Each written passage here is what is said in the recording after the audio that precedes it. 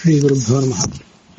ಕಾವೇರಿ ಹೃದಯೇ ವಸನ್ ಕಮಲಭೂತಾತಃ ಕೃಪಾವೀಕ್ಷಣೈಃ ಜೀವಾಂಹಃ ಶಮಯನ್ ಶ್ರಿಯಾ ಚ ಧರಯಾ ಸೇವ್ಯೋತಿ ಭವ್ಯೋ ವಿಭುಃ ದೇವೈರಾವರಣಸ್ಥಿತೈಃ ಕೃತನತಿಃ ಶೇಷಾಂಗಶಾಯೀ ಸದಾ ಭಾವೇ ಮೇ ವಿದು ಪುಷ್ಕರಿಣ್ಯಧಿಪತಿಃ ಶ್ರೀರಂಗನಾಥೋಸ್ತ್ವಯಂ. ವಿಷ್ಣುಪತ್ನಿ ಮಹಾಮಾಯೆ ಮಹಾಪುರುಷಲಕ್ಷಣೆ ಪ್ರಿಯೇಥಾಮೇ ಮಹಾಭಾಗೆ ಲೋಕಮಾತರ್ ನಮೋಸ್ತುತೆ. ರಥೋ ಭಾನಾತ್ಮಕೆ ಯಸ್ಮಾದಥವಾಪಿ ಜಗದ್ಭೃತೇಃ ಭರತೋ ವಾಯುರುದ್ದಿಷ್ಟಃ ಭಾರತೀ ತತ್ ಸರಸ್ವತಿ. ತೀರ್ಥಪ್ರಬಂಧ ಪ್ರವಚನಮಾಲೆಯ 24ನೇ ಭಾಗ. ಇವತ್ತು ನಾವು ವಾದಿರಾಜ ಸ್ವಾಮಿಗಳ ಆರಾಧನೆ ದಿವಸ ನೋಡಬೇಕಾದದ್ದು. 23ನೇ ಭಾಗ ಕಳೆದ ದಿವಸ ಮುಕ್ತಾಯ ಕಂಡಾಗ ಈ ಪೂರ್ವ ಪ್ರಬಂಧ ಮುಕ್ತಾಯ ಕಂಡಿದೆ.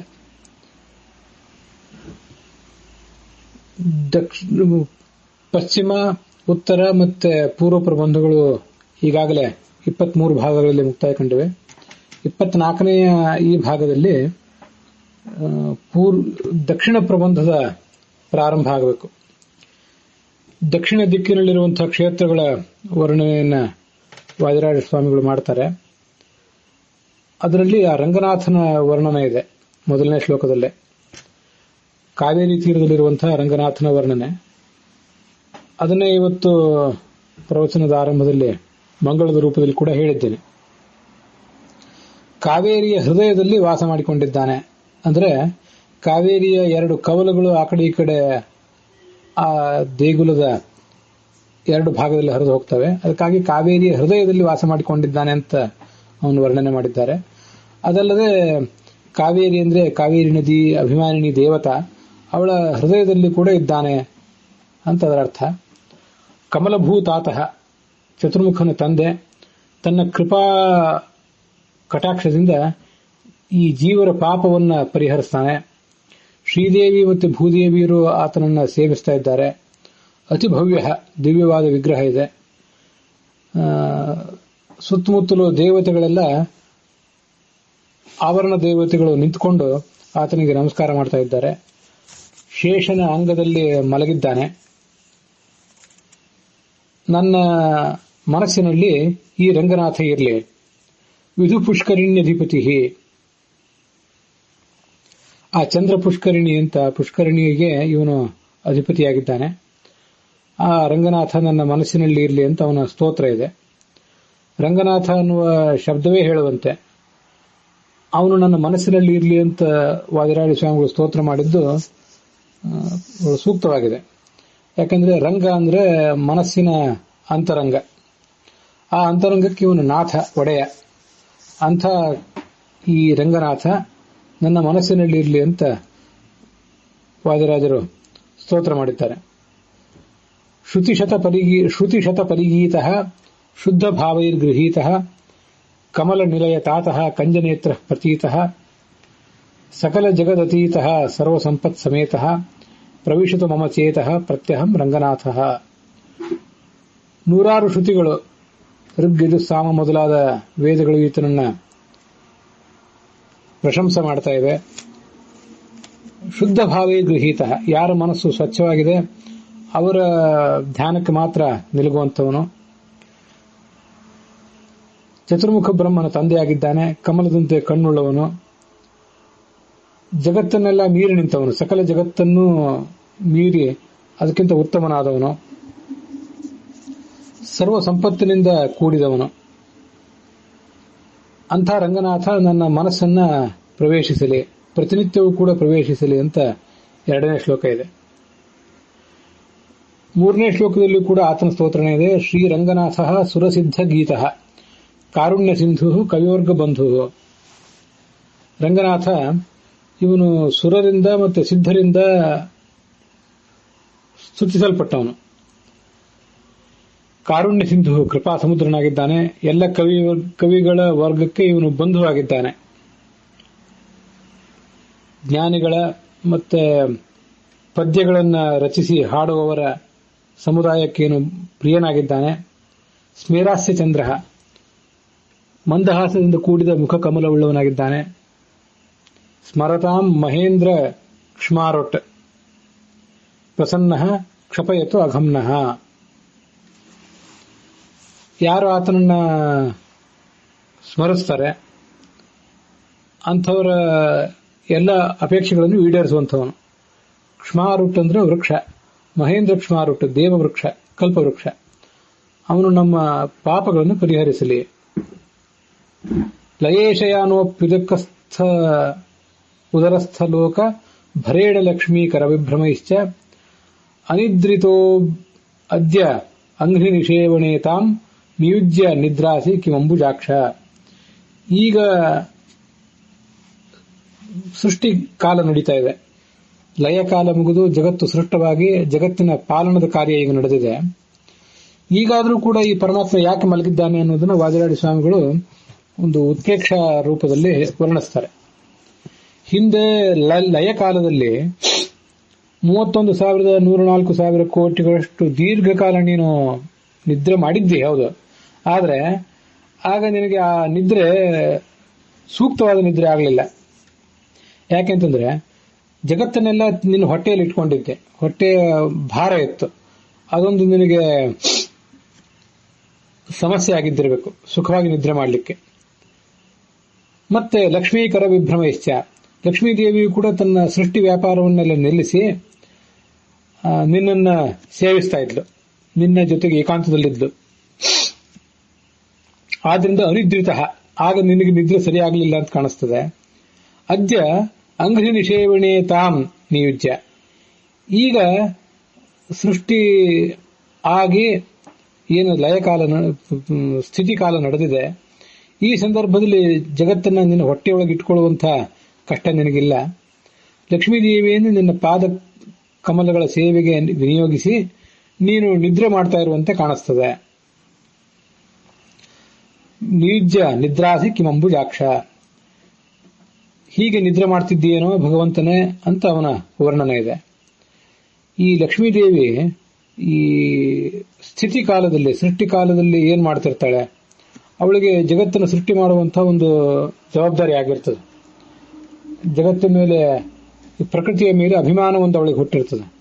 ಆದರೆ ಪ್ರಳಯ ಕಾಲದಲ್ಲಿ ಅವಳಿಗೆ ಈ ಸೃಷ್ಟಿ ಮಾಡುವ ಕಾರ್ಯ ಇರೋದಿಲ್ಲ. ಆದ್ರಿಂದ ಅವಳು ಸುಪ್ತಳಾಗಿರ್ತಾಳೆ ಲಕ್ಷ್ಮೀದೇವಿ ಅಂತ ಭಾಗವತ ತಾತ್ಪರ್ಯ ಹೇಳ್ತದೆ. ಭಗವಂತನನ್ನ ಸುಪ್ತ ಶಕ್ತಿ ಅಂತ ಹೇಳ್ತದೆ. ಯಾಕೆಂತಂದ್ರೆ ಆಗ ಅವಳಿಗೆ ಸೃಷ್ಟಿ ಕಾರ್ಯ ಮಾಡುವ ಜವಾಬ್ದಾರಿ, ಅದರ ಪಾಲನೆ ಮಾಡುವ ಜವಾಬ್ದಾರಿ ಯಾವುದೂ ಇಲ್ಲ. ಆದ್ರಿಂದ ಭಗವಂತನ ಜೊತೆ ಅತ್ಯಂತ ನಿಕಟವಾದ ಒಂದು ಸಂಪರ್ಕ ಬಂದಿರ್ತದಂತೆ ಆ ಪ್ರಳಯ ಕಾಲದಲ್ಲಿ. ಹೀಗೆ ನಿಕಟವಾದ ಸಂಪರ್ಕ ಬಂದಿದ್ರಿಂದ ಆ ಲಕ್ಷ್ಮೀದೇವಿ ಜೊತೆಗೆ ಇದ್ದಿದ್ದರಿಂದ ನಿನಗೆ ನಿದ್ದೆ ಮಾಡ್ಲಿಕ್ಕೆ ಆಗಲಿಲ್ಲ. ಈಗ ನೀನು ನಿದ್ರೆ ಮಾಡ್ತಾ ಇರುವಂತೆ ಕಾಣಿಸ್ತದೆ. ಯಾಕೆಂದ್ರೆ ಅವಳು ಕೂಡ ಸೃಷ್ಟಿ ಕಾರ್ಯದಲ್ಲಿ ವ್ಯಾಪೃತಳಾಗಿದ್ದಾಳೆ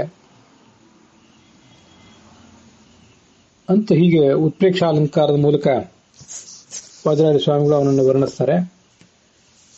ನಿಜಾಂಘ್ರಿ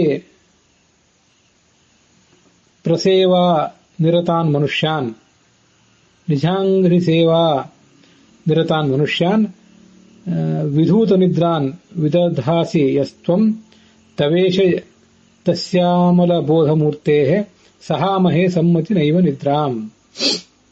ನಿನ್ನ ಪಾದಕಮಲವನ್ನ ಯಾರು ಸಾಧಕರು ಸೇವಿಸ್ತಾರೆ ಅವರಿಗೆ ನೀನು ಈ ನಿದ್ರೆ, ಕನಸು, ಜಾಗೃತ ಅವಸ್ಥೆ ಇದೆಲ್ಲವನ್ನೂ ಇಲ್ಲದಂತೆ ಮಾಡ್ತಿ. ನಿದ್ರೆ, ಕನಸು, ಜಾಗೃತ ಅವಸ್ಥೆ ಇದೆಲ್ಲ ಸಂಸಾರ ಅವಸ್ಥೆಯಲ್ಲಿ ಮಾತ್ರ. ಒಮ್ಮೆ ಜೀವ ಮುಕ್ತನಾಗಿಬಿಟ್ರೆ ಅವನಿಗೆ ನಿದ್ರೆಯೂ ಇಲ್ಲ, ನಿದ್ರೆ ಇಲ್ಲ, ಅದರಿಂದ ಎಚ್ಚರವೂ ಇಲ್ಲ, ಕನಸು ಕೂಡ ಇಲ್ಲ. ಹೀಗೆ ನಿನ್ನ ಭಕ್ತರ ನಿದ್ರೆಯನ್ನೇ, ಅವರ ಸಂಸಾರಾವಸ್ಥೆಯನ್ನೇ ನಾಶ ಮಾಡಿಸುವವನು ನೀನು. ಶುದ್ಧವಾದ ಜ್ಞಾನ ಸ್ವರೂಪನಾದವನು ನೀನು. ಈ ಕಾಲದಲ್ಲಿ ಅಲ್ಲಿ ಮಲಗಿದ್ದಿ ಅಂತಂದ್ರೆ ನಿನ್ನ ಆ ಸ್ಥಿತಿಯನ್ನು ನಾವು ಒಪ್ಪೋದಿಲ್ಲ. ನೀನು ಮಲಗಿದ್ದಿ ಅಂತ ಅನ್ನೋದನ್ನೇ ನಮಗೆ ಸಹಿಸಲಿಕ್ಕಾಗೋದಿಲ್ಲ. ತತ್ವದೃಷ್ಟಿಯಿಂದಲೂ ಕೂಡ ನಾವು ಅದನ್ನ ಒಪ್ಪೋದಿಲ್ಲ.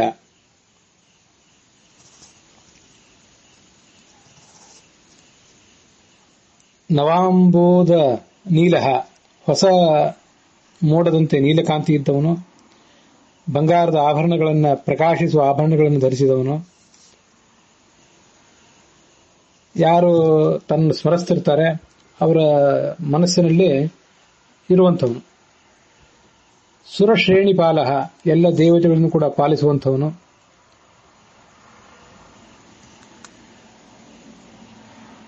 ಶ್ರೀಯೇ ರಂಗಧಾಮ ಅಸ್ತ್ವಯಂ ಪುಣ್ಯನಾಮ ಮಹೇಶ್ವರ್ಯ ಸೀಮಾ ಗುಣಸ್ತೋಮ ಭೂಮ.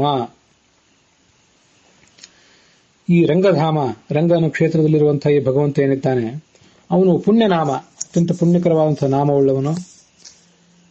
ದೊಡ್ಡ ಐಶ್ವರ್ಯಕ್ಕೆ ಅವನೇ ಸೀಮೆ. ಅವನಿಗಿಂತ ಹೆಚ್ಚಿನ ಐಶ್ವರ್ಯ ಉಳ್ಳವನು ಈ ಜಗತ್ತಿನಲ್ಲಿ ಯಾರೂ ಕೂಡ ಇಲ್ಲ. ಗುಣಸ್ತೋಮ ಭೂಮ, ಗುಣಪೂರ್ಣನೂ ಕೂಡ ಅವನೇ ಆಗಿದ್ದಾನೆ.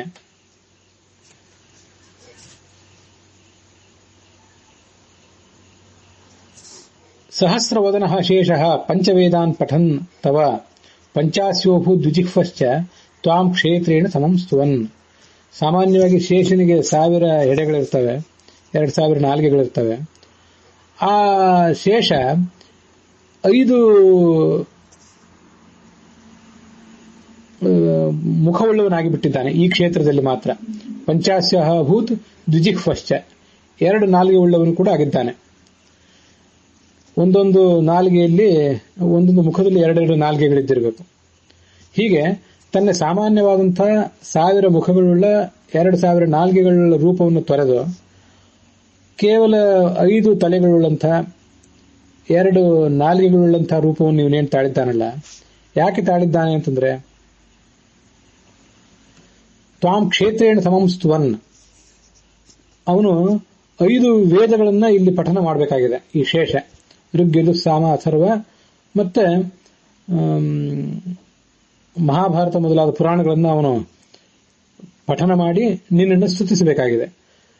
ಅದಕ್ಕಾಗಿ ಅವನು ತನ್ನ 1000 ತಲೆಗಳನ್ನು ಬಿಟ್ಟು 5 ತಲೆಗಳನ್ನು ಹೊಂದಿದ್ದಾನೆ ಅಂತ ಕಾಣಿಸ್ತದೆ ಅಂತ ಇದು ಕೂಡ ಒಂದು ಉತ್ಪ್ರೇಕ್ಷಾಲಂಕಾರ.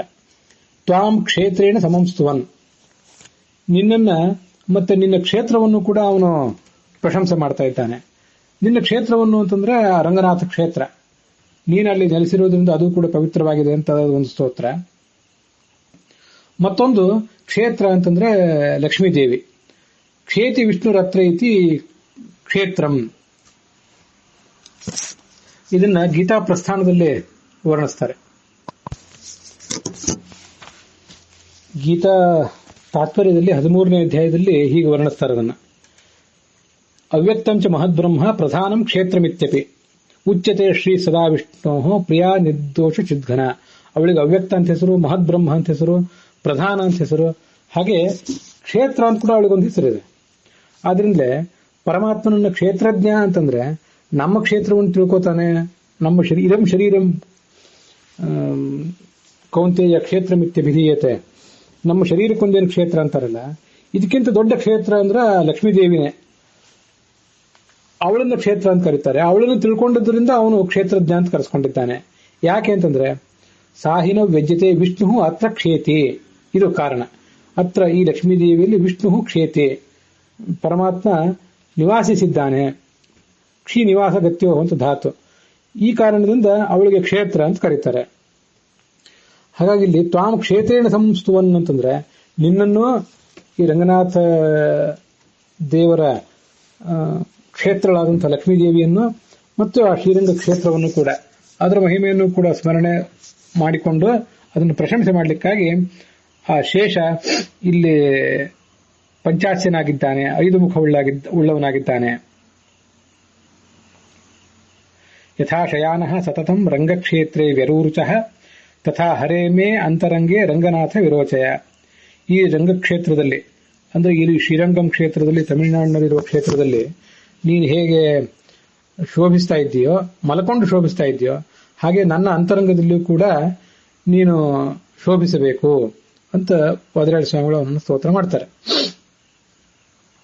ಈ ಮಲಗಿರುವ ಮೂರ್ತಿ ಅಂತ ಏನ್ ಬಂತಲ್ಲ, ಇದನ್ನೇ ರುದ್ರಾಧ್ಯಾಯದಲ್ಲಿ ನಮಃ ಶಯಾನೇಭ್ಯ ಆಸೀನೇಭ್ಯ ಶಯಾನೇಭ್ಯ, ಭಗವಂತನ ಮಲಗಿರುವ ರೂಪಗಳು ಮತ್ತೆ ಆತನ ಕೂತ್ಕೊಂಡಿರುವ ರೂಪಗಳು ಅಂತ ಹೀಗೆಲ್ಲ ವರ್ಣನೆ ಇದೆ. ಆಸೀನೋ ದೂರಂ ವ್ರಜತಿ ಶಯಾನೋ ಯಾತಿ ಸರ್ವಶಃ ಅಂತ ಕಾಟಕೋಪನಿಷತ್ತು ಕೂಡ ಹೇಳ್ತದೆ. ಕೂತ್ಕೊಂಡಿದ್ದಲ್ಲೇ ಅವನು ದೂರ ಹೋಗ್ತಿರ್ತಾನೆ. ಉಳಿದ ಕಡೆ ವ್ಯಾಪಿಸಿಕೊಂಡಿರ್ಬೇಕಾದ್ರೆ ಅವನು ಅಲ್ಲೆಲ್ಲ ತಾನೇ ಹೋಗ್ಬೇಕಾಗಿಲ್ಲ, ಇಲ್ಲಿದ್ದವನೇ ಅಲ್ಲಿ ಹೋಗಬಲ್ಲ ಅವನು. ಅವನು ವ್ಯಾಪ್ತನಾದ್ರಿಂದ. ಆಸೀನೋ ದೂರಂ ವ್ರಜತಿ ಶಯಾನಃ ಯಾತಿ ಸರ್ವಶಃ, ಮಲಗಿದ್ದು ಕೂಡ ಅವನು ಎಲ್ಲಾ ಕಡೆ ಹೋಗಿದ್ದಾನೆ ಅಂತ ಆ ಭಗವಂತನ ಮಲಗಿರುವ ರೂಪಗಳ ಒಂದು ಅನುಸಂಧಾನವನ್ನು ಇಲ್ಲಿ ಮಾಡಿದ್ದಾರೆ. ಅಲ್ಲಿಗೆ 8ನೇ ಪದ್ಯ, ಈ ದಕ್ಷಿಣ ಪ್ರಬಂಧದ 8ನೇ ಪದ್ಯ ಮುಕ್ತಾಯ ಕಂಡಿದೆ. ವಾದಿರಾಡಿ ಸ್ವಾಮಿಗಳು ರಚನೆ ಮಾಡಿದಂತಹ ತೀರ್ಥ ಪ್ರಬಂಧ, ಅದರ ಒಂದು ಕಿಂಚಿತ್ ಶ್ರವಣದೊಂದಿಗೆ ಇವತ್ತಿನ ಈ ಭಾಗ ಮುಕ್ತಾಯ ಕಂಡಿದೆ. ವಾದಿರಾಡಿ ಸ್ವಾಮಿಗಳ ಅಂತರ್ಯಾಮಿಯಾದಂತಹ ಭಾರತೀಯರನ್ನು ಮುಖ್ಯ ಪ್ರಾಣಾಂತರ್ಗತನಾದಂತಹ ಲಕ್ಷ್ಮೀ ಹಯಗ್ರೀವ, ತದಭಿನ್ನನಾದಂಥ ಈ ರಂಗನಾಥ, ಆ ರಂಗನಾಥನಿಗೆ ಈ ಭಾಗ ಅರ್ಪಿತವಾಗಿದೆ. ಶ್ರೀರಂಗನಾಥಾರ್ಪಣ ವಸ್ತು.